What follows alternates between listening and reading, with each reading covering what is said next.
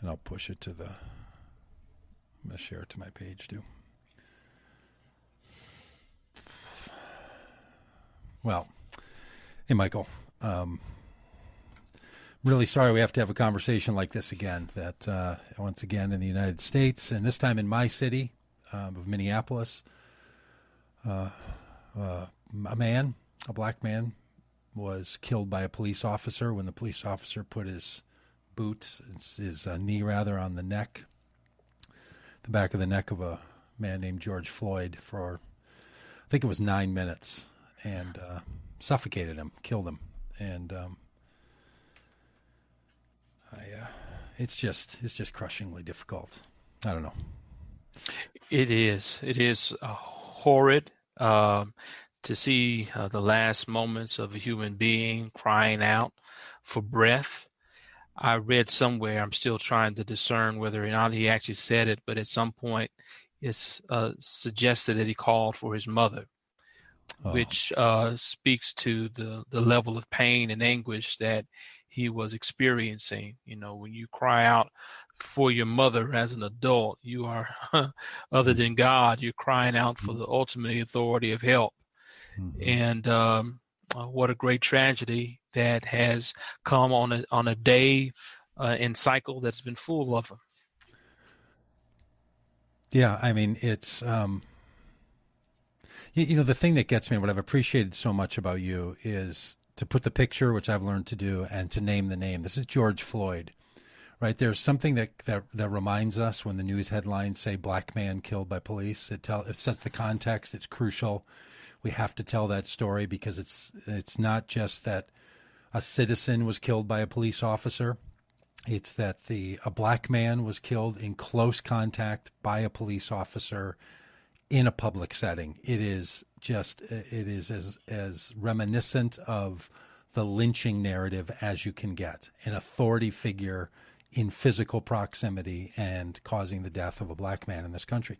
But then you can go deep into an article before you find the name of the person, that his name is George Floyd, that he has nicknames, that he was a human being walking the streets of Minneapolis, just a short distance from where I spend a great majority of my time, all the time, at Cup Foods, a store that I'm deeply familiar with. It is right in my neighborhood, so I get this one personally.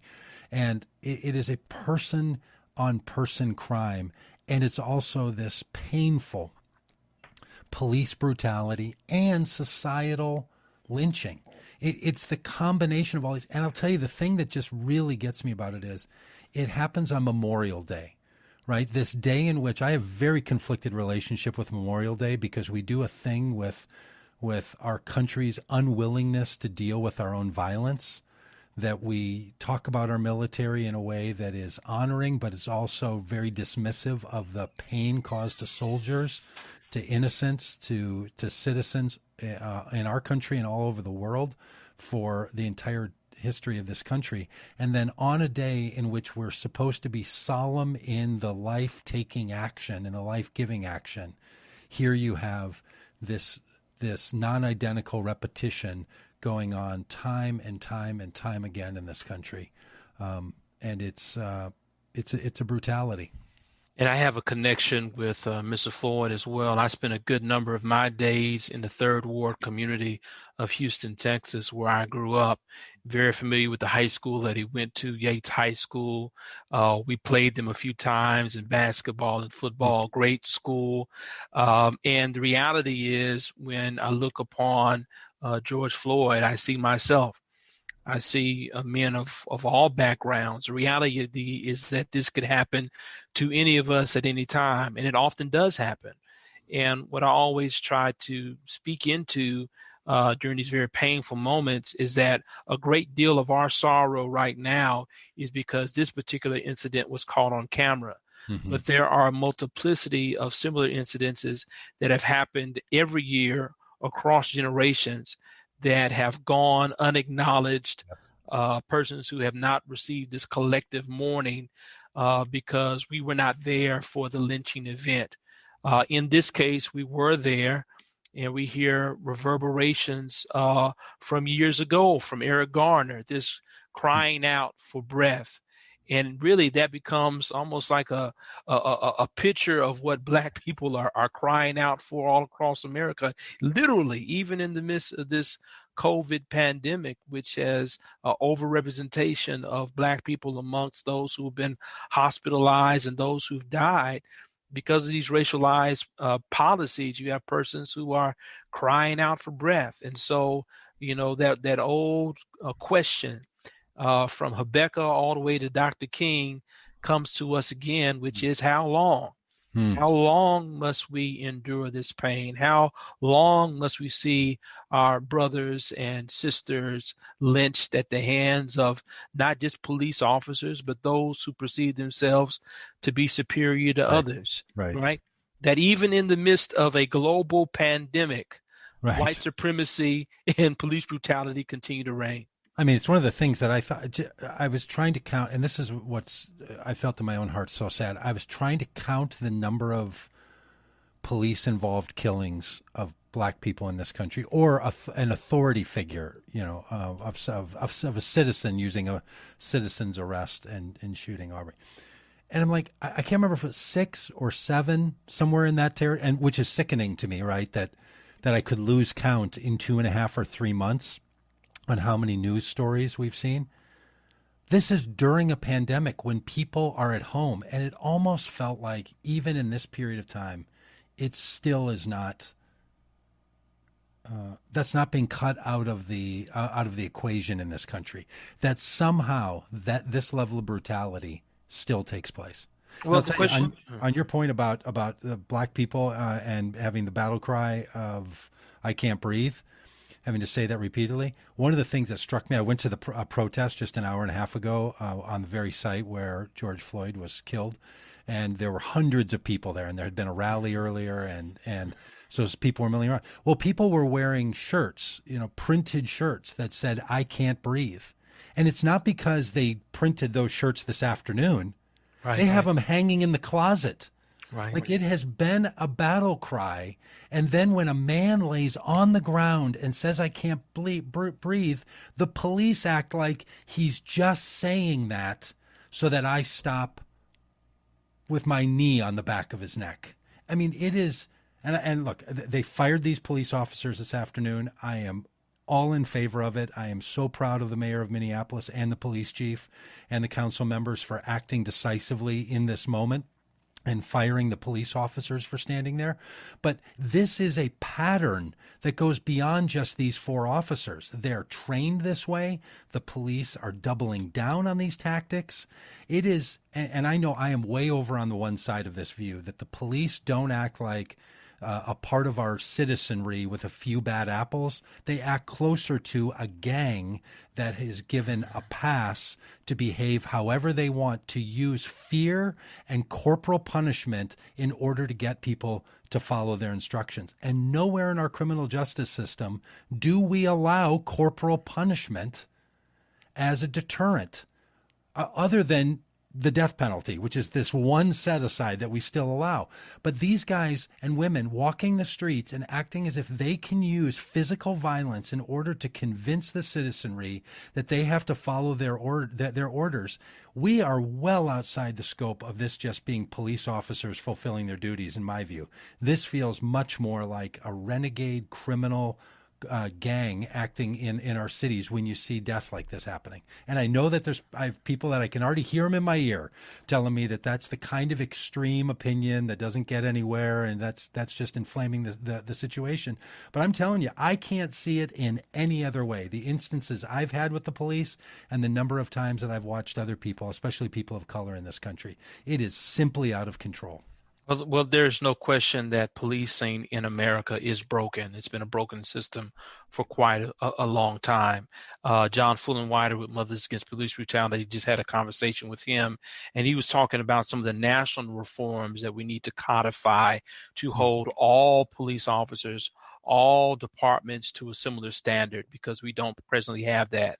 And while I'm very grateful for the decisive action that was taken in firing these 4 officers, I'm also painfully aware that this does not mean that justice has been secured. we've seen time and time again how even after a firing and even after an arrest, it doesn't ultimately lead to a conviction. Might have an indictment, but may not have a conviction, right? And we've seen this type of damning video evidence in a number of occasions before, and somehow a jury of their peers has still found room and opportunity to set these officers free, which again is a painful reality. The other challenge that we're dealing with is that, this is the continuation of that lynching narrative. For generations, Black men and women have been crying out for their breath. We just have this new digitized lynching event that still has the same psychological impacts. And what I find, Doug, most impactful today is this juxtaposition to what happens with George Floyd and what happens in New York with Amy Cooper. What we see in Minneapolis is a successful lynching event. What we really see in Central Park in New York City was an attempting lynching event. And both of those are part of our history as well. When this woman cried out that harm was being done to her because she was upset that she was being instructed to set her dog on a leash, which was the rules of the park, she calls the officers and suggests again that physical harm is being threatened upon her, which is enough within our history, particularly in the majority of our history, for that Black man to be lynched and killed. So I know that she's later come on with an apology, but I don't even think she fully understood the full ramifications of what her cry could have meant. In that same place where we, quote unquote, once had the Central Park Five, who went away for years off an allegation that they participated in harming another white woman. And so this has been a painful day, and the cries for justice continue. But mind you, within very short order, we've talked about Ahmaud Arbery. We've talked about Breonna Taylor. We're talking now about George Floyd. And trust me, there are individuals, even in that time and space, who we've not talked about. And so finally, this is what I've really talked about in this COVID moment, which is, in one instance, the suggestion is that if you shelter in place, you'll be safe. Well, we have police officers breaking into homes unannounced and killing individuals in their own bed. Well, then when you dare to venture out, there's also an opportunity that your life will also be taken. So the question we have to wrestle with is, where is it in America that Black people are safe? If we're in Bible study in the church, we might get killed there. If we're at home, we might get killed there. If we're walking back with Skittles and iced tea, we might get killed there. If we're out for a jog, we might get killed there. If we're a kid playing with a gun in the park, not a real gun, but a play gun in the park, kind of guns robbers, we get killed there. If you're in Walmart pulling a fake gun off of the shelves, we get killed there. On and on and on. If we're a card carrying member of the NRA in possession of a firearm that's legally registered to us, we get killed there. If we're selling CDs, we're killed there. If we're leaving from our bachelor party, we're killed there. I mean, the multiplicity of incidences by which we are lynched is beyond comprehension, and we continue to live this nightmare over and over again. My only prayer, and I thank you so much for holding visual, Doug, and being present to bear witness tonight. But the question is, what is necessary to change the narrative, not just until the next incident happens, but to change the narrative to ensure that more persons don't have to experience this harm? There's a resignment that happens that is scary to me. I hear it a lot with the white community that I spend a lot of time talking with. It came up multiple times today. In fact, just before we got on, we were on a family Zoom call, which we do on Tuesday nights with my family around the country, and we were talking about this. That there's this sense where people think, well, if I name the fact that there's systemic racism, that's the big step. Right. And it's a crucial step. We need to take it. We need to be reminded of it. And systemic racism is more like it shows up more like the need to brush our teeth than it does to have our tonsils taken out. Right. I saw a great TED talk about this, that you have to freshen up all the time because it's built into our system in such a way that it comes back at regular intervals. So it's not as if you can say, I took care of it once, like having my tonsils out. It's more like brushing your teeth on a regular basis. So there's a sense where people will say, well, if we can name the fact that it's racist through our entirety of our system, one of the things that I see happening in the white community is then people just say like, and so there's nothing we can do about it. It's like the poor you always have with you and the non-poor are always going to be racist, and there's nothing we can do in light of this. So people sort of shrug their shoulders, put their hands in their pockets, drop their heads, and shuffle their feet. And that's the thing that I know you've worked so hard on, and we at Vote Common Good are working hard on, that everyone wants to work on in the activist side of this, is how do we take the acknowledgement of the systemic racism and not let that become the, so what's a guy to do about it kind of response? Do you have any thoughts about that, about not just the rhetorical question about what are we going to do, but about how we help people take the step that is the right step to take after they acknowledge that racism, especially white on black racism in this country, which is a specific, unique kind, I believe, that we take the next step once we've acknowledged that and not fall into some sort of, well, everyone's just going to have to learn to live with it attitude. Dr. King, and I always try to root my response in history. I think Dr. King put it best in his book, Why We Can't Wait. And it's a very painful acknowledgement. And he extends that conversation even to his final book, Where Do We Go From Here? And it's this idea. He suggests that even more so, where do we go from here? That white people in general were committed, quote unquote, to ending, some of them, the moderate white persons, this level of brutality that brought about, say, the bombing of 16th Street Baptist Church, that was intolerable. They could not stand for that, but that they had not fully committed themselves to making their black brothers and sisters equal, to bringing about equity. So it was in one voice, no, we can't have all of this killing and bloodshed. That's unacceptable. But I still don't want you living next door to me. I just don't want you shopping in the same stores that I shop in. Don't want you marrying my daughter or my son. So we'll stop the harm, but we don't necessarily see you as an equal brother and sister in God. And that's where much of our work falls short. And until we have a full commitment to see each other in that space of equality as one with each other, brothers and sisters in God together, we can't ever really repair the harm that continues to happen in our nation, right? Because we're very upset, and I understand why. I mean, seeing what we've seen today and in days past, and unfortunately in days to come, this very visible lynching, right? That's only a part of the harm, right? That is a part of a greater system. You have harm that is caused by persons who are forced to live in these impoverished areas with medical apartheid and food apartheid. That is a daily harm that brings about a great body count. We have the resegregating of our public schools. We have this very odd thing where Black American women are actually the most educated people group in America, but also the lowest paid. And so we don't have this equity of resource, don't give everyone the same opportunity. That it would take a Black woman in America working an additional 9 months. She had to find an additional 9 months in a year in order to equate to a white male counterpart within the same job, right? So we have to be horrified by it all.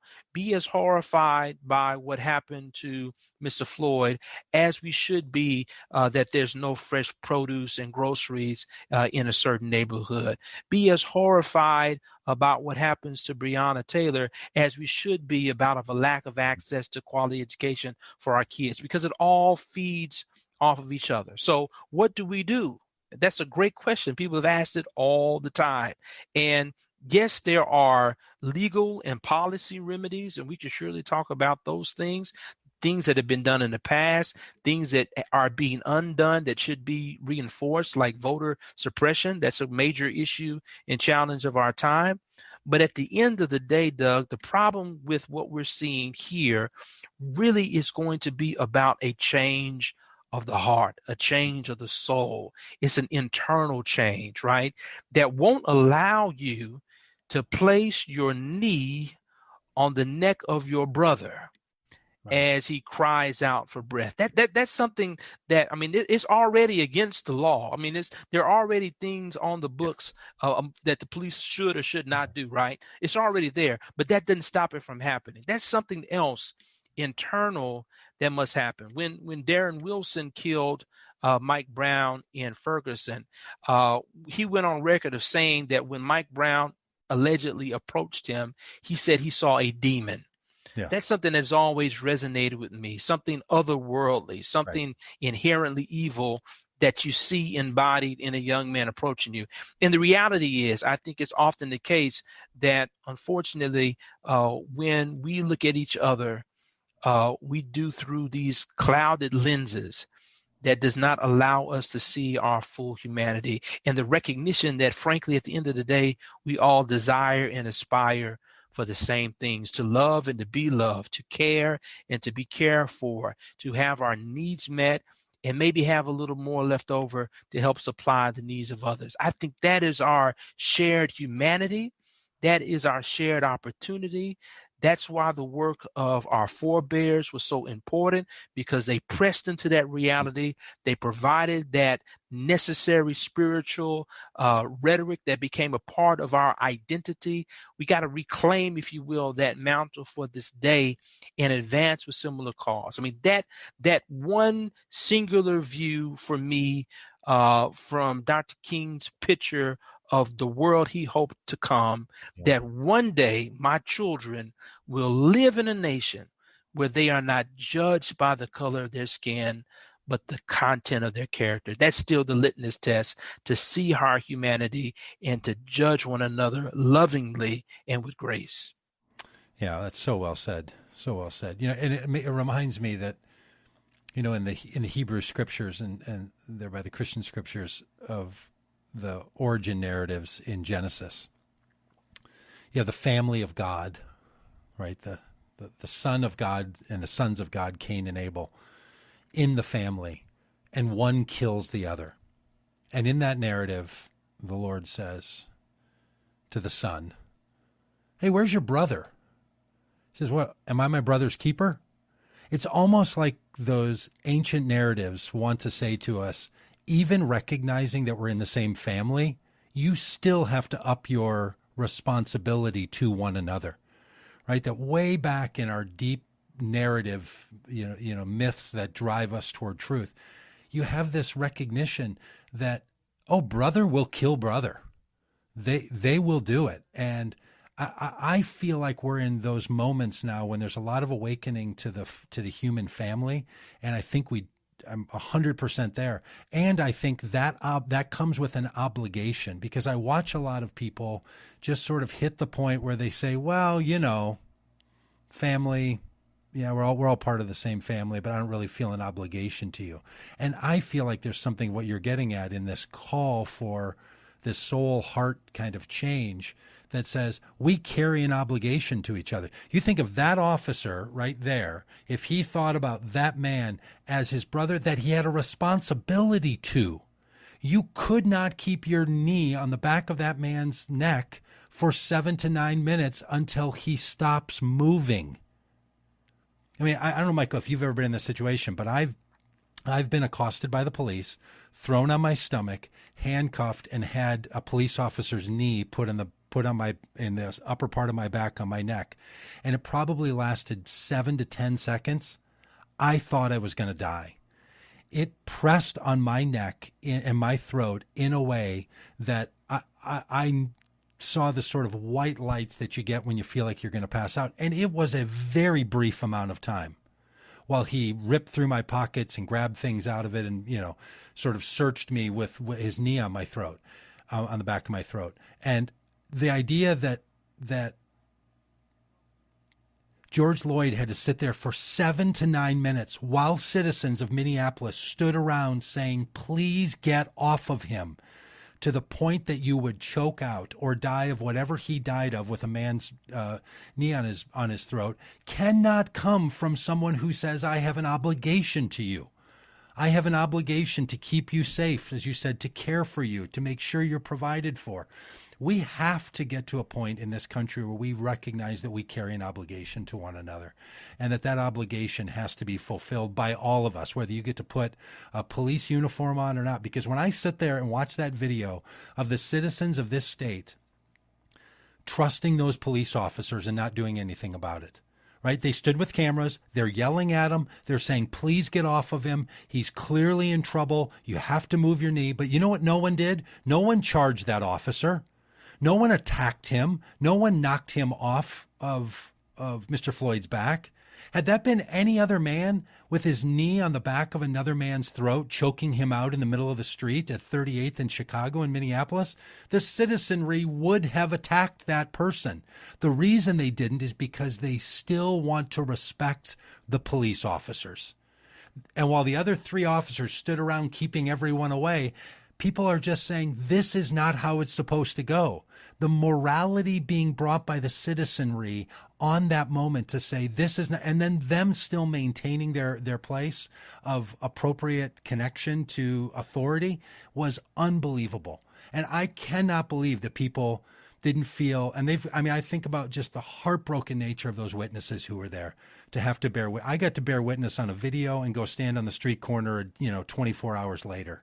To the people who had to stand there and watch that happen, that traumatizes them, that harms them, and we have to start seeing one another as our fellow keepers of our hearts, our spirits, our souls, and our body and our breath.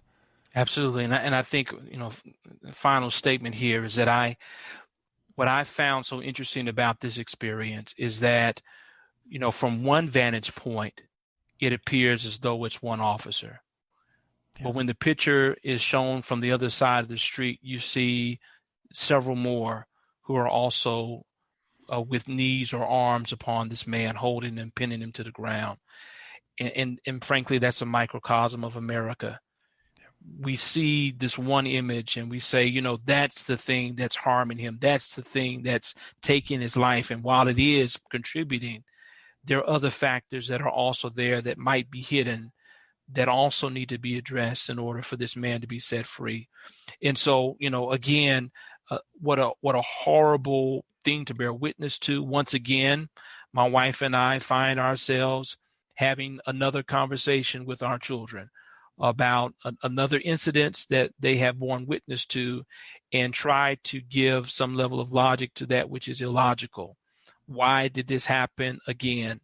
And it happens with such frequency again that before the pen dries with one hashtag, you're starting one anew. Wow. But let's be mindful that it is part of a greater system, and it's far deeper than just the one we see on the neck, but a multiplicity of systems that are holding us down. This pandemic moment, believe it or not, could be a gift to us if we allow it to be. Because the pandemic tells us you'll win together. If you love each other enough to make room and space for each other in the world, if you love each other enough to sacrifice for the benefit of the whole, if you love each other enough to make sure that medical care and food is made available to all, if you do this as a collective body, you will win. But if you move in your individual and selfish silos, and if you are unwilling to share a patient charity with each other in the truest sense of the word, and if you are unwilling to sacrifice in this moment, you will prolong the death and the suffering. I mean, this is almost like a tailor-made pandemic that has said, America, if you're going to be healed, if you're going to embody your better self, you'll have to do it together. And so my prayer, my hope is that we recognize that in times where we're not in the pandemic, people deserve a living wage. And in times when we're not in a pandemic, they surely deserve medical care. And in times when we're not in a pandemic, they surely need to know that those who have taken an oath to protect and serve will protect and serve them and not kill them in the streets. Well, I join you in that prayer, my friend. Well, thanks for your good spirit, your wise wisdom, and at least helping me. Well, I'm praying for you all and praying for our nation. And I still have hope that with the help of God, we'll get where we need to be. Amen. Thanks, my friend. Thank you.